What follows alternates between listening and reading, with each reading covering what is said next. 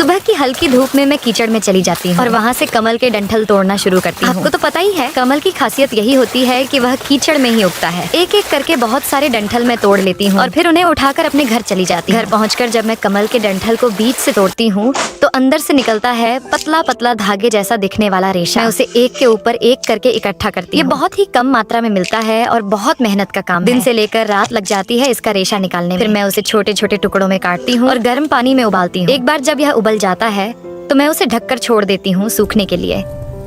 जब यह सूख जाता है तो उसे एक डिब्बे में पैक करके रख देती हूँ।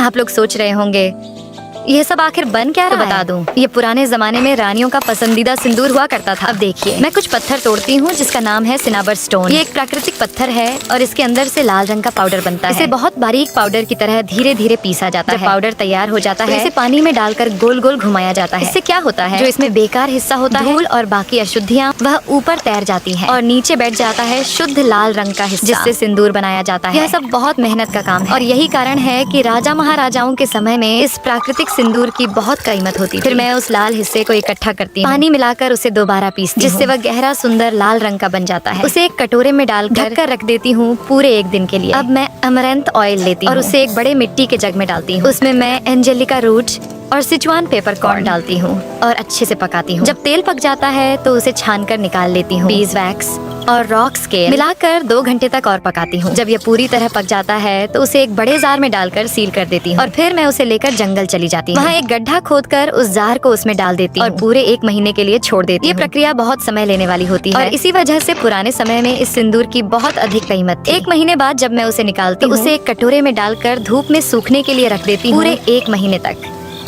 जब तक मैं अपने रोज के काम निपटा लेती हूँ, अब मैं सी शेल का मोती लेती हूँ, उसे घिसकर उसका बारीक पाउडर बना लेती हूँ। फिर मैं अपने बगीचे का 100% प्राकृतिक केसर लेती हूँ, उसे पीसकर एक कटोरे में रख लेती हूँ।